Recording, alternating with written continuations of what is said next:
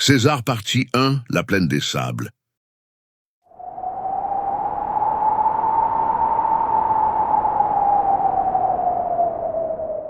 Chapitre 8.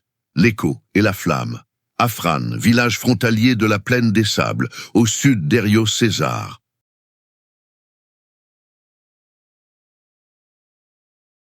Cinq jours s'étaient écoulés à Afran depuis l'arrivée de César. Le vent avait tourné, pas celui du désert, un autre, plus subtil, un frisson dans l'air, un silence étrange dans les allées, des regards qui traînaient un peu trop longtemps. César ne savait pas pourquoi, mais il le sentait. Quelque chose bougeait autour de lui, comme des dunes qui changent de forme sans qu'on les voie bouger.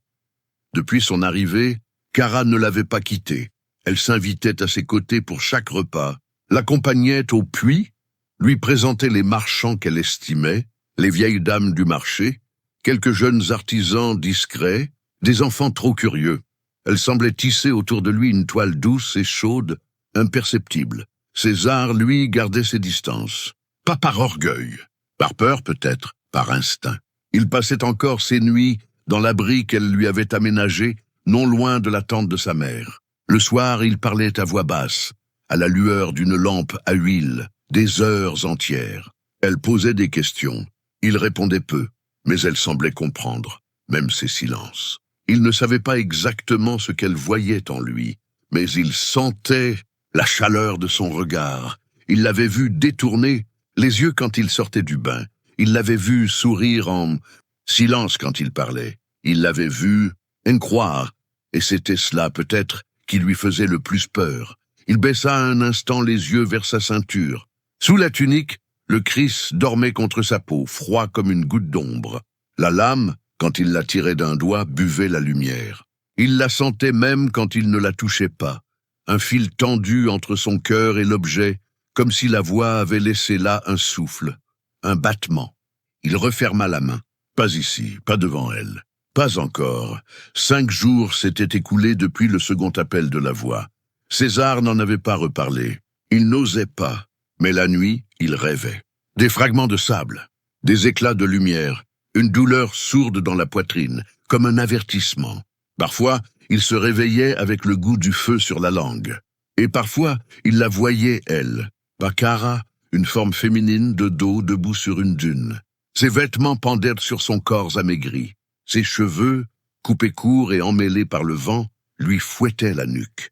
Elle semblait couverte de poussière ou de sang. Elle levait les bras vers un ciel noir. Elle criait, sans un mot, un cri muet, un cri de désespoir, comme si le monde venait de prendre fin. Un appel. Ce matin-là, il ouvrit les yeux en sursaut. Il avait rêvé à nouveau. Mais cette fois, quelqu'un d'autre s'était réveillé en même temps que lui. Kara, assise en tailleur près de la flamme, la mâchoire serrée, le regard perdu. « Tu as fait un cauchemar ?» demanda-t-elle, la gorge sèche. Il hocha lentement la tête. « Non, pas un cauchemar, un rêve. » Mais il brûlait. César ne développa pas. Mais il sentit un frisson lui traverser l'échine. Ce jour-là, Kara commença à parler de lui. Aux anciens, aux jeunes, à celles et ceux qui l'écoutaient sans broncher depuis des années. Elle leur disait qu'un homme était arrivé. Un homme fatigué mais porteur d'un message. Elle ne disait pas qu'il venait de Dieu, pas encore. Mais elle disait qu'il avait vu des choses. Au marché, on la regardait avec tendresse, avec amusement parfois. Mais certains écoutaient. César, lui, observait tout cela de loin. Il n'avait pas encore décidé s'il devait la remercier ou l'arrêter. Le soir, elle lui rapportait des noms. De femmes, intriguées. Un jeune garçon trop curieux. Un artisan silencieux qui avait vu la lune s'éteindre 2 nuits plus tôt.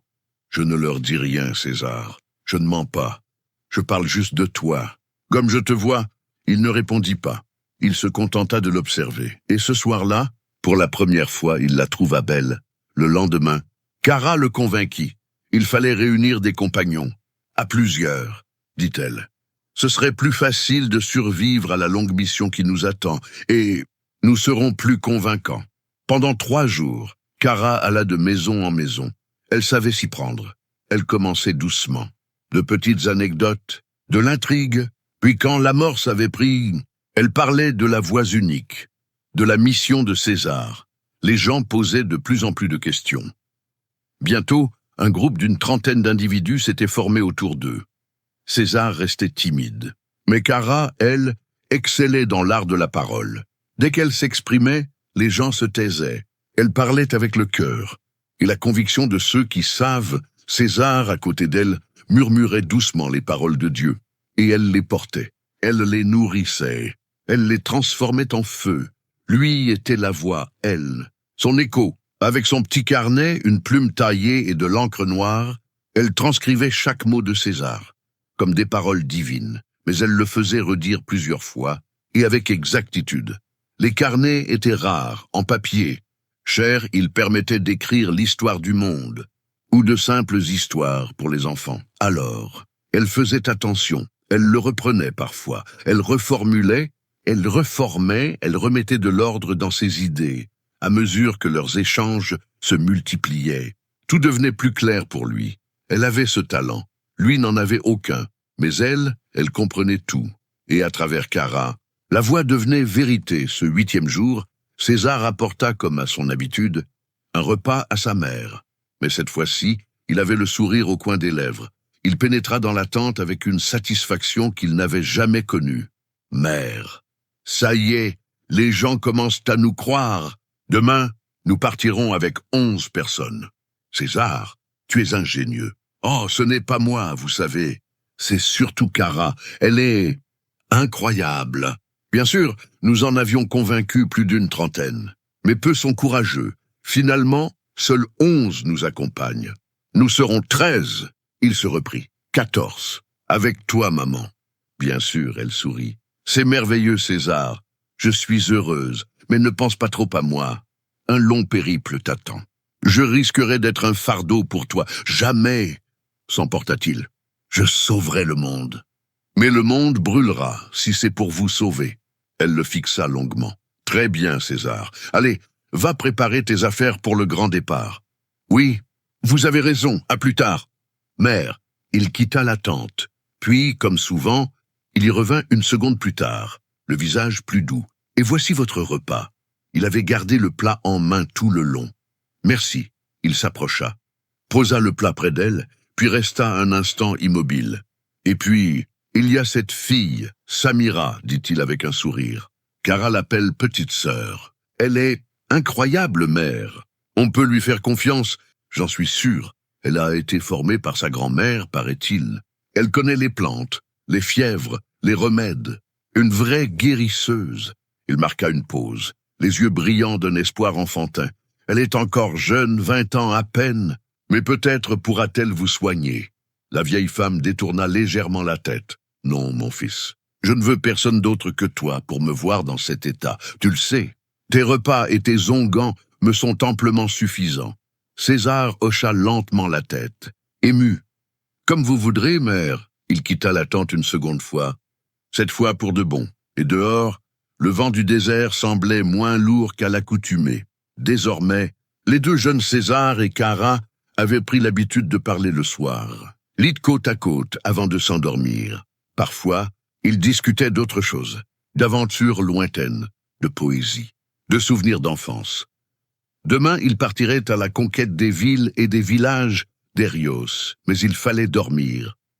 Ce soir-là, alors que le sommeil les gagnait, un bruit étrange résonna aux abords du village. Cara se redressa aussitôt. Des ravageurs. César ouvrit un œil, puis se leva à moitié, l'oreille tendue. Son regard s'adoucit. Ce ne sont que des hyènes, dit-il.